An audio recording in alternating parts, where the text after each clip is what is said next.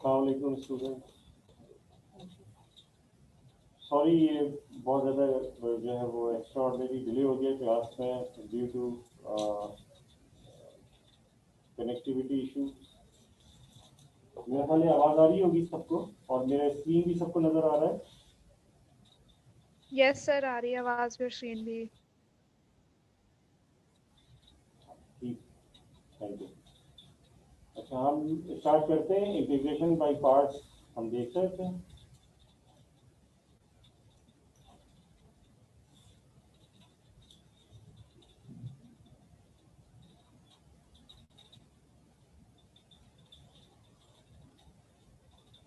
तो उसी टॉपिक को हम कंटिन्यू करते हैं, इंटीग्रेशन बाय पार्ट्स को।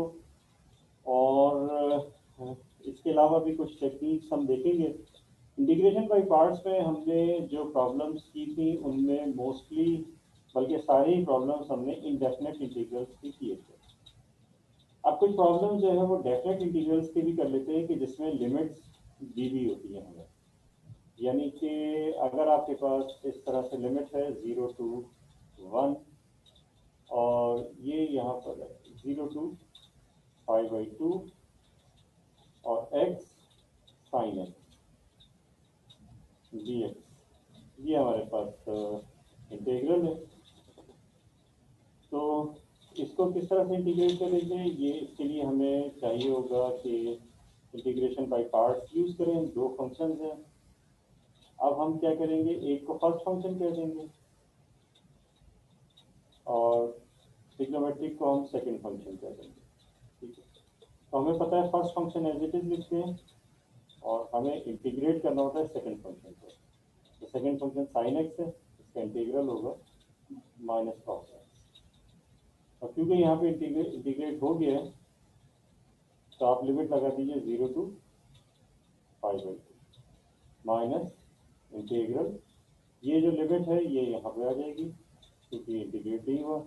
डेरिवेटिव होगा फर्स्ट फंक्शन का, यानी एक्स का डेरिवेटिव 1 हो जाएगा और साइन एक्स का डेरिवेटिव माइनस कॉस एक्स हो जाएगा dx। इसके बाद ये हो जाएगा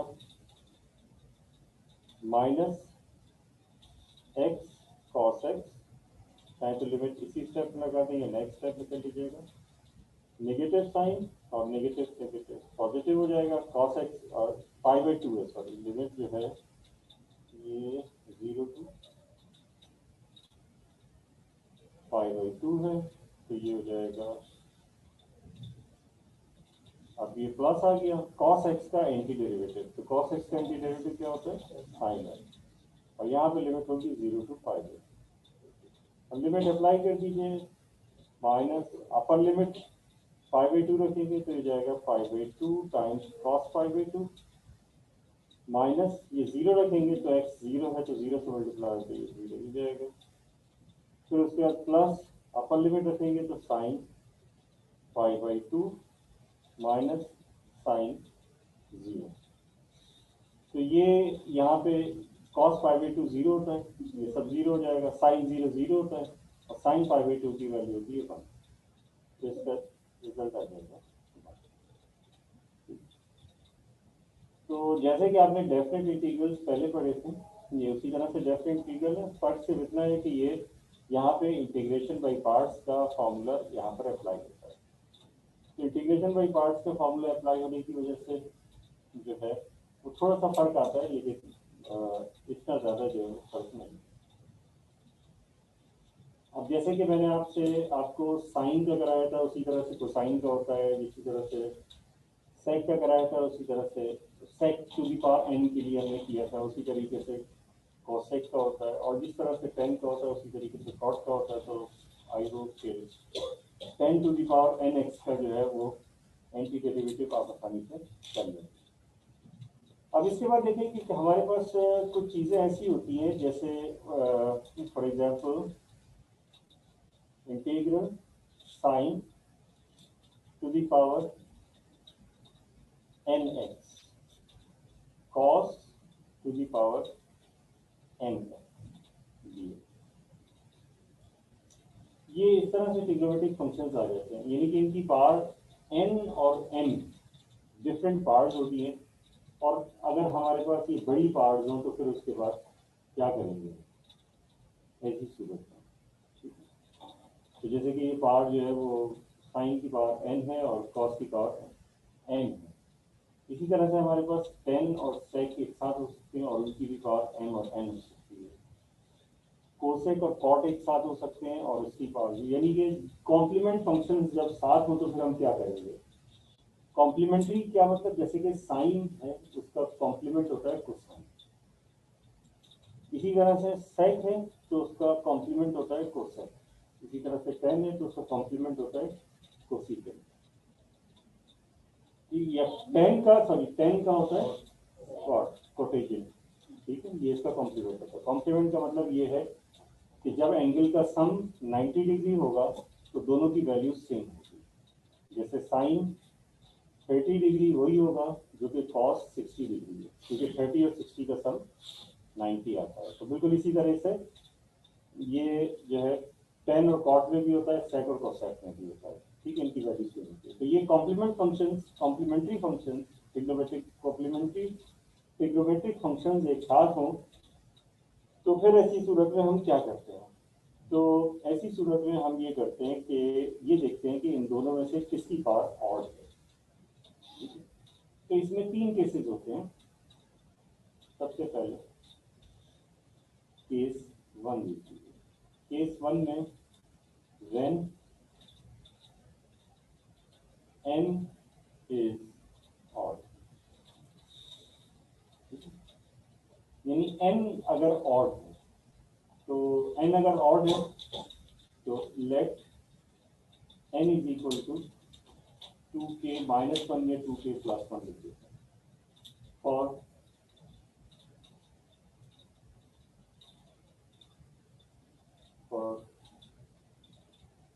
all non-negative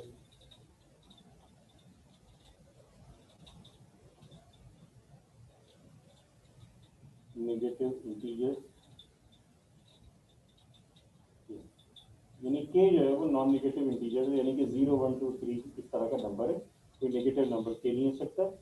तो k की कुछ भी वैल्यू रखेंगे तो n हमेशा क्या आएगा, ऑड आएगा, क्योंकि हमने कंसीडर जो किया है केस उसमें n ऑड है। ठीक है, तो जाहिर है अगर n को ऑड कह रहे हैं तो m हमारे पास क्या है, इवन। ठीक है, let m is equal to 2l।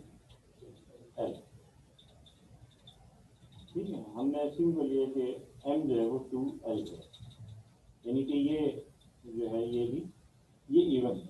अगर एक ऑड है कह रहे हैं तो जाहिर है कि दूसरा हम इवन, यानी कि when n is odd and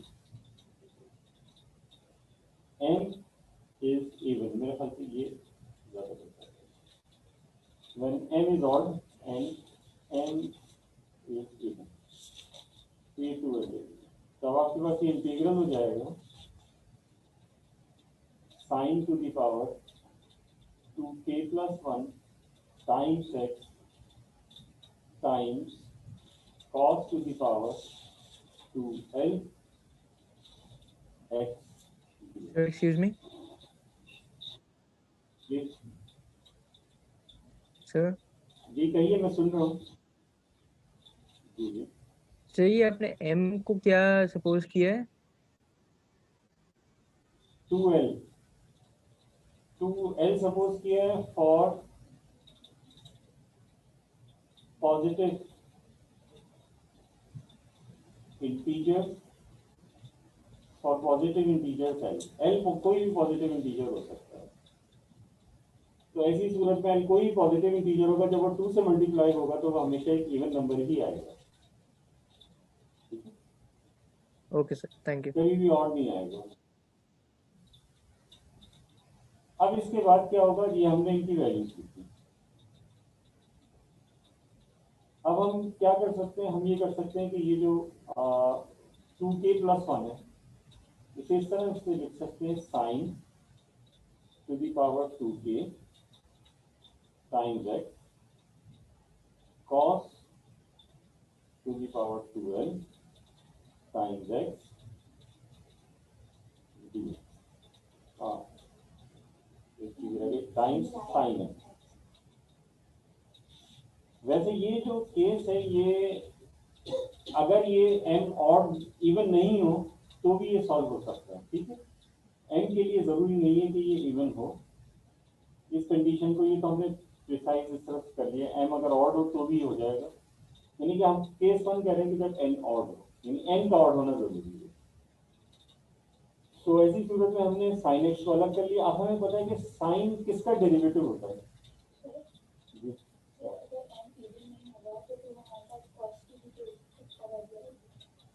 जरूरी तो वो तो आएगी लेकिन हम नहीं लेंगे उसकी,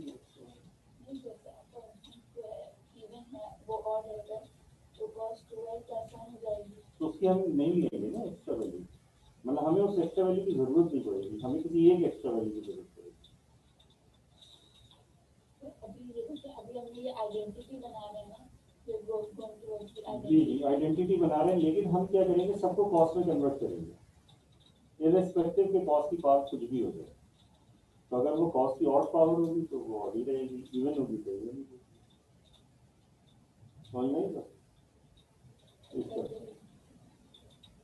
यानी चले अगर आपसे कंफ्यूजन हो रही है ना तो मैं ऐसा करता हूँ कि इसको थोड़ा सा जो है वो ये करता हूँ कि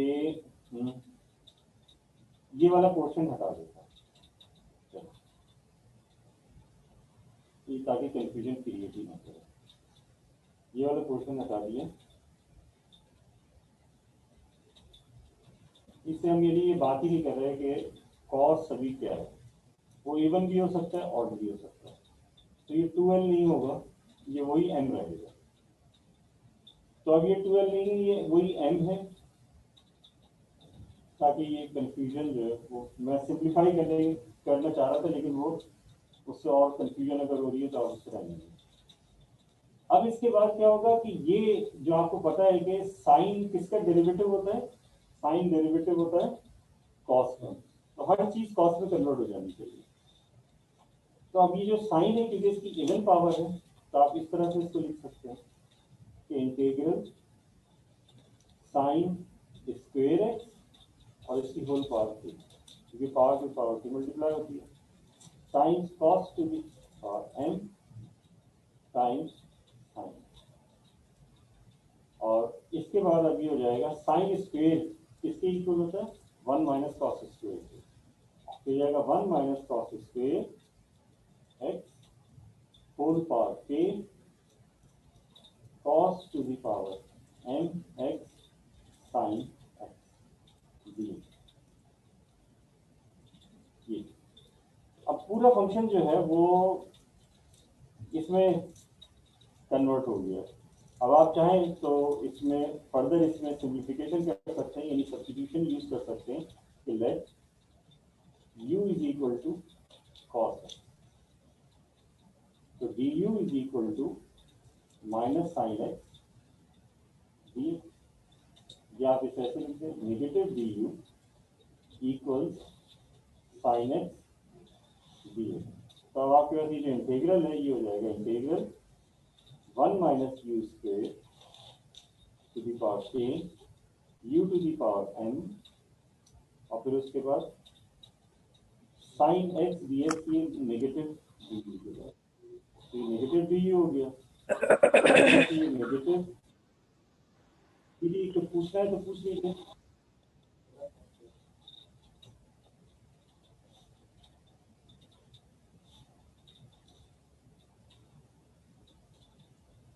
ठीक है, तो इस तरह से आप इसको पूरे को u में कन्वर्ट कर दिया। अब जाहिर है कि ये सिंपल अलजेब्राइक है, इनकी पावर को एक्सपेंड करेंगे, जो भी पावर होगी ये k जो भी है इसके जरिए बाइनोमियल में कन्वर्ट हो जाएगा, फिर बाइनोमियल में जो कन्वर्ट होगा उसके बाद u to the power m को मल्टीप्लाई कर देंगे और फिर उसके बाद ये इस तरह से कन्वर्ट हो जाएगा। ठीक है,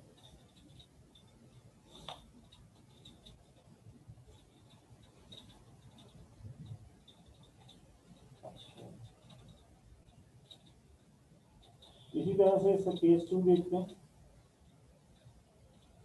सर एक मिनट, सर एक सेकेंड ऊपर स्क्रॉल कर जी जी सकते जी बिल्कुल कर सकता हूँ।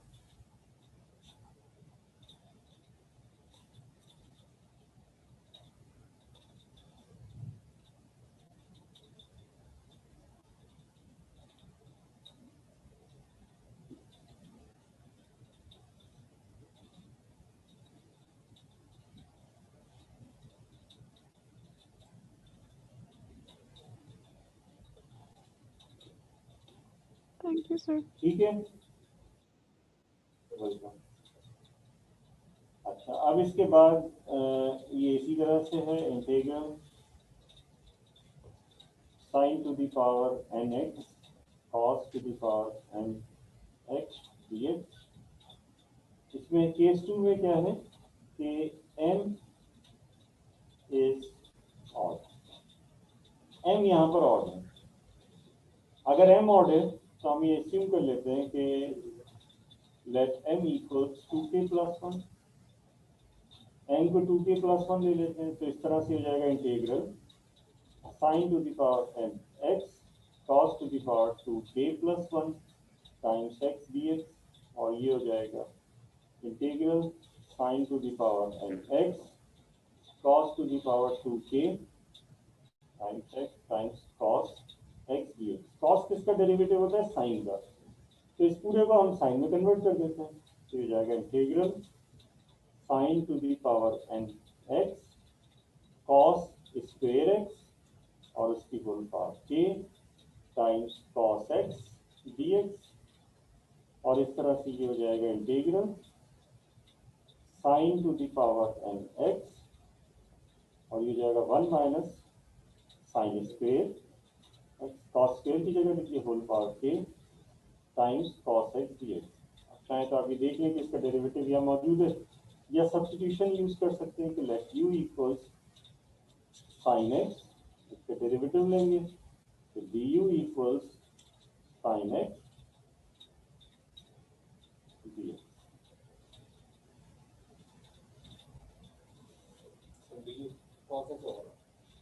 हाँ cos x, सॉरी ये cos x होगा, तो अब हमारे पास हो जाएगा integral u to the power n times 1 minus u square to the power k du। इसके बाद इसे इस तरह से, ठीक है। तो दोनों में से कोई एक ऑर्डर हो तो ये करने का तरीका, यानी कि, और अगर दोनों ऑर्डर हो तो फिर तो आप किसी भी तरीके से केस 1 उसको बना लें या केस 2 बना लें, उससे कोई फर्क नहीं पड़ता, लेकिन ये कवर नहीं कर रहा दोनों इवन हो, तो ये केस 3 होगा। ये थोड़ा डिफिकल्ट होता है when m and n are odd, ठीक है। जब m और n ऑड हो दोनों, तो ऐसी सूरत में ये हो जाएगा, सॉरी ऑड मैंने लिख दिया, इवन लिखा था। दोनों जब आपके पास इवन हो जाए,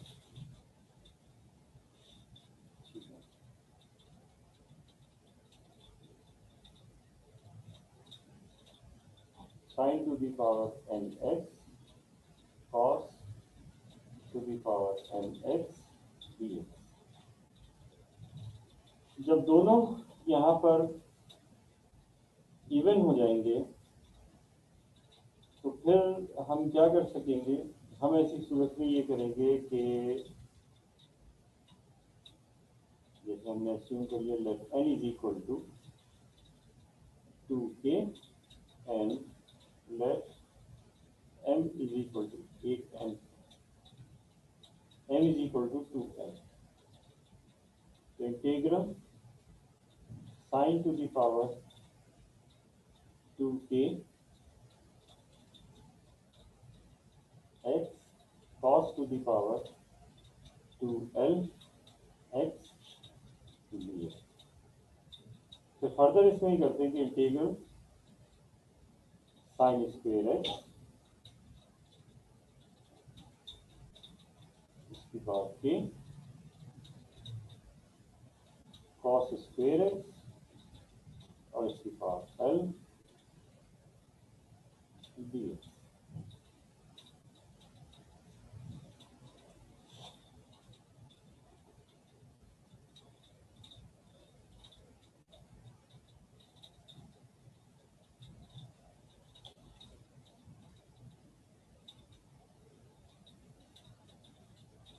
अब इसके बाद क्या करते हैं,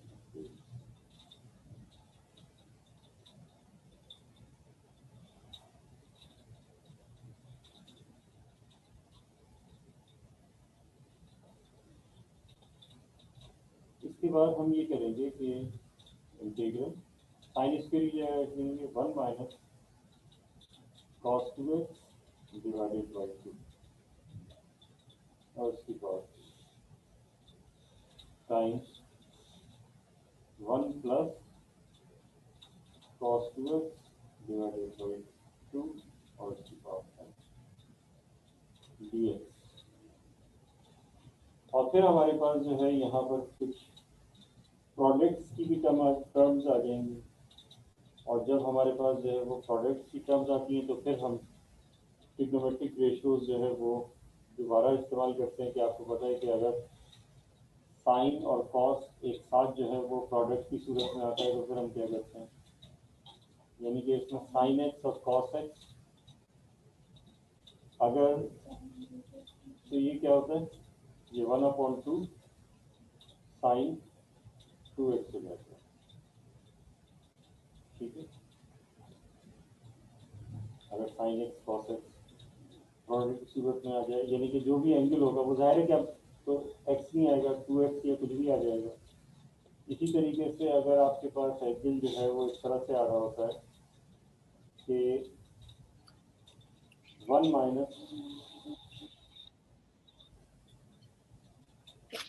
ये, दरअसल ये डबल एंगल फॉर्मूलाज हैं, टू साइन है कॉस है। ये यहाँ पे साइन 2x जो है ये वाला अप्लाई हुआ है 2 साइन एक्स कॉस एक्स। इसी तरह से कॉस 2x जो है ये होता है 1 माइनस 2 साइन स्क्वायर एक्स, और ये इक्वल होता है 2 कॉस स्क्वायर एक्स माइनस। तो इन फॉर्मूलों को यहाँ पर यूज करके फिर रिजॉल्व करते हैं। For example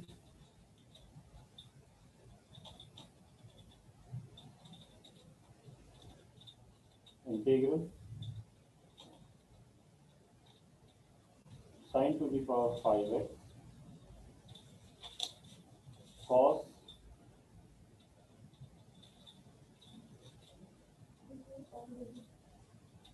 to the power, इसको करते हैं इसको cos to the power 3x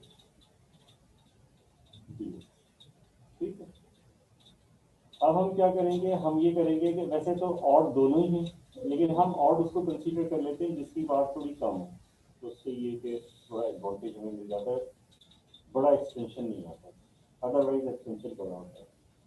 तो हम इसे कंसीडर कर लेते हैं कि ये, यानी कि इसे जो हमने और कंसीडर किया था, यानी कि जो सॉल्व करने के लिए जिसको कंसीडर किया था वो हम पार्ट 3 को कंसीडर कर लेते हैं।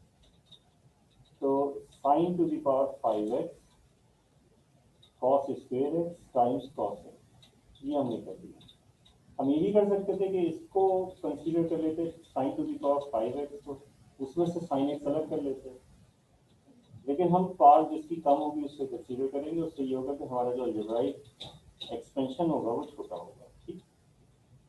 अब हम क्या करेंगे कि integral sine to the power 5x cos square की जगह 1 माइनस साइन स्क्वायर लिख देंगे टाइम्स कॉस एक्स dx।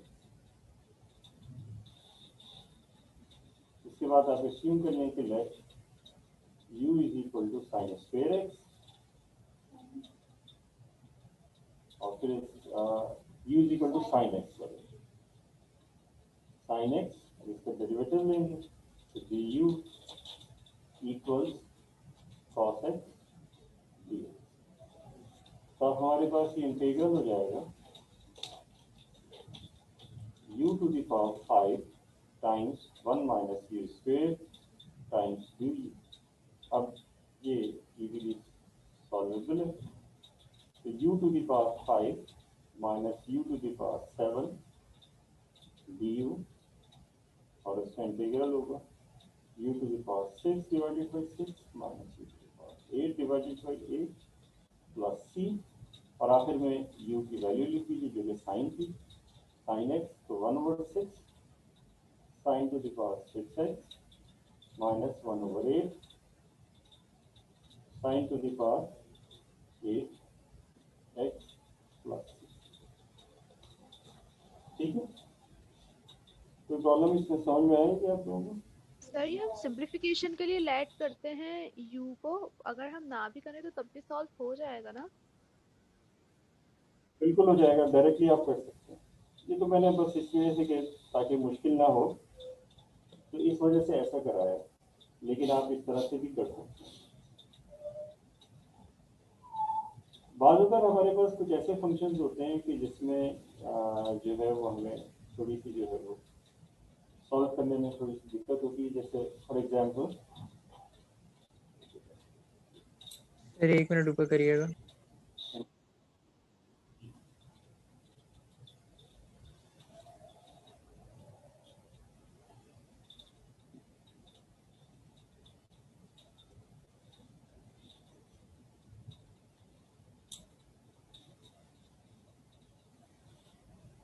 ठीक है, मैं नीचे कर दूंगा। जी सर, थैंक यू।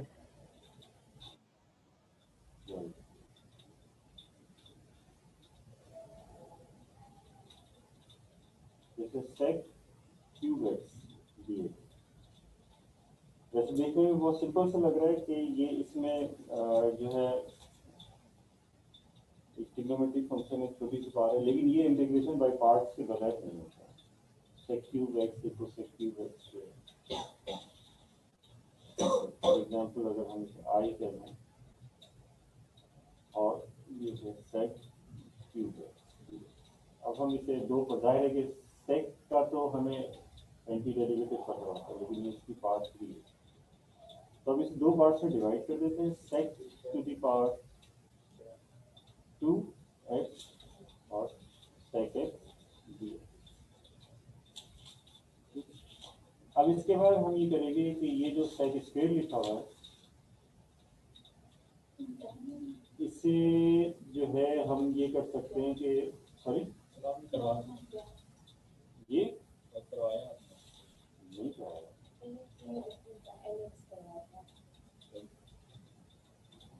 तो ये जो sec स्क्वायर ये किसका 1 माइनस tan स्क्वायर लगाएंगे, तो 1 माइनस tan स्क्वायर अगर लगाएंगे तो फिर क्या होगा?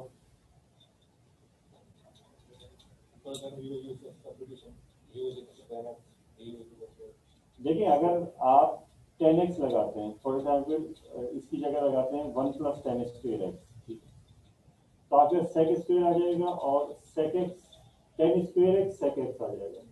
वो जो tan square x sec x होगा उसके लिए क्या करेंगे? इसमें साइन और कॉस में कन्वर्ट करना तो एक बहुत बड़ा जो है वो आपको इंटीग्रेशन में, डिफरेंशिएशन में कर देते हैं तो दूसरा मसला है। तो इसकी बजाय अगर हमें ये पता है कि tan का डेरिवेटिव क्या होता है, sec स्क्वायर एक्स tan का डेरिवेटिव होता है, ठीक है, तो tan का इंटीग्रल क्या होगा, तो sec स्क्वायर का इंटीग्रल क्या होगा, वापस जो है वो tan x आ जाएगा, और sec x tan x जो है वो एक साथ अगर आ जाए तो आपको पता है sec x का डेरिवेटिव क्या होता है, sec x tan x, तो sec x tan x एक साथ अगर आ जाए तो उसका एंटी डेरिवेटिव क्या हो जाएगा, sec x हो जाएगा। ठीक है, इस तरह से भी कर सकते हैं, यानी कि एक प्रोसीजर, मैं ये नहीं कह रहा कि जो है वो एक ही प्रोसीजर होगा, बहुत सारी चीजें हो सकती है, ठीक है, यानी कि हम ये कर लें कि इंटीग्रेशन बाय पार्ट्स इस जगह पर हम अप्लाई करें और इस जगह पर ये होगा इस तरह से कि वापस sec क्यूब एक्स में ये आएगा, sec क्यूब एक्स आएगा और उससे दोबारा आप वो अस्यूम करके वो जो आई लिया हुआ है वो लेके और फिर इसको सॉल्व करेंगे। ये प्रोसीजर हो गया। अब या तो इस स्टेज पे आप sec x को फर्स्ट फंक्शन कह दीजिए, sec x को फर्स्ट फंक्शन कह दीजिए। sec का डेरिवेटिव क्या होता है? sec x tan x हो जाएगा, ठीक है। तो इस स्टेज पे लगाते हैं या आगे जाने के बाद डेरिवेटिव लगाते हैं, ठीक है ना। यानी अभी क्या करें, sec स्क्वायर की जगह 1 + tan स्क्वायर करें, और फिर उसके बाद जो है जब 1 + tan स्क्वायर आ जाएगा तो फिर उसके बाद ये सारे काम करें। तो हर सूरत में जो है वो रिजल्ट जो है वो आपके पास जो है वो यदि दोबारा जो है वो सेक में ही कन्वर्ट जो है वो होके आएगा, ठीक है। तो आप ये कर सकते हैं कि इसे ऐसा करें कि 1 + tan स्क्वायर टाइम्स सेक, तो अब ये रहेगा integral sec x dx plus integral tan square x sec x dx। अब tan स्क्वायर की जगह दोबारा आप क्या करें, 1 sec स्क्वायर माइनस 1 लिखिए, ठीक है। तो integral sec x dx plus tan square किसके बराबर होता है, sec स्क्वायर x माइनस 1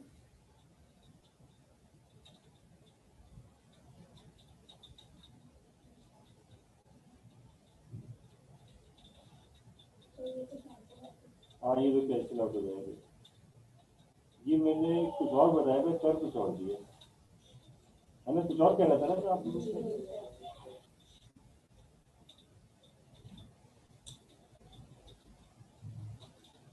ये मैंने वो कह दी जो आप बता रहे थे। हम ही करते हैं, क्या कह रहे थे मैं आप लोग, इसको फर्स्ट फंक्शन ले लें। ये जो अभी आपने पहले लिखा था ये आपने मिटा क्यों दिया सर? मैंने कुछ और बोला था और लिख कुछ और दिया था, मतलब मैं कुछ इसमें और से कह रहा था और मैं कुछ और वजह से ओके, ये इसमें से वो गलत था। मैं ये कह रहा था कि उससे हो जाता है लेकिन 2 मरतबा काम करना पड़ता है आपको। ये थैंक यू सर। इस तरह से करें हम, वो फिर कैंसिल होता, फिर दोबारा लेते बेकार हो जाता है। इंटीग्रल तो ये sec x ऐसी रहेगा और sec स्क्वायर का एंटी डेरिवेटिव होता है tan, तो इसके बाद माइनस इंटीग्रल, तो sec x का derivative sec x tan x, और फिर उसके बाद यहाँ आ जाएगा sec स्क्वायर का एंटी डेरिवेटिव tan स्क्वायर। अब इसके बाद ये हो जाएगा sec x tan x minus integral, ये मैंने कुछ sec स्क्वायर के एंटी डेरिवेटिव होता है 10, मैंने स्क्वायर बदलने की लिखी है sec x tan स्क्वायर। अब इसके बाद ये कीजिए कि ये हो जाएगा sec x tan x minus integral sec x और tan स्क्वायर की जगह लिख दीजिए 1 minus sorry sec square minus 1 होता है, sec स्क्वायर x माइनस 1। इसके बाद ये हो जाएगा sec x tan x minus integral sec cube x plus integral sec x dx। यहाँ पे i है तो ये हो जाएगा i is equal to sec x tan x और ये आपके पास माइनस i आ जाएगा, प्लस sec का एंटी डेरिवेटिव क्या होता है, नहीं इसका होता है log sec x plus tan x। तो मैं क्या डेरिवेटिव क्या किया था, अच्छा सॉरी क्या हो जाएगी एंटी डेरिवेटिव, जाहिर एंटी डेरिवेटिव निकालने सकते हैं, तो ये हो जाएगा माइनस आई हो जाएगा 2i प्लस आई हो जाएगा, तो ये 2i is equal to sec x tan x plus log sec x plus tan x। Log के बाद एब्सोल्यूट वैल्यू हम इसमें से लिख देते हैं कि नेगेटिव वैल्यूज के ऊपर जो है वो लॉग एग्जिस्ट नहीं करता, मतलब रियल वैल्यू नहीं होती। 1/2 सर रिपीट कर दें। किस चीज को रिपीट कर दूं, पूरा ये क्वेश्चन? नहीं, अभी जो आपने बोला आपकी आवाज कट रही थी। अच्छा, मैं ये कह रहा हूँ कि जो लोगैरिथमिक फंक्शन होता है इसके आगे हम एब्सोल्यूट वैल्यू लिख देते हैं। उसकी वजह ये होती है कि एब्सोल्यूट वैल्यू का जो लॉग जो होता है वो नेगेटिव वैल्यूज का नहीं निकलता, नेगेटिव वैल्यू का रियल लॉग नहीं होता, कॉम्प्लेक्स लॉग होता है। तो क्योंकि हम रियल वैल्यूज के बारे में पढ़ रहे हैं तो इस वजह से हम जो है वो लोगैरिथम जब भी लेते हैं तो उसके बाद एब्सोल्यूट वैल्यू लगा देते हैं। प्लस कांस्टेंट ऑफ इंटीग्रेशन सी आ गया।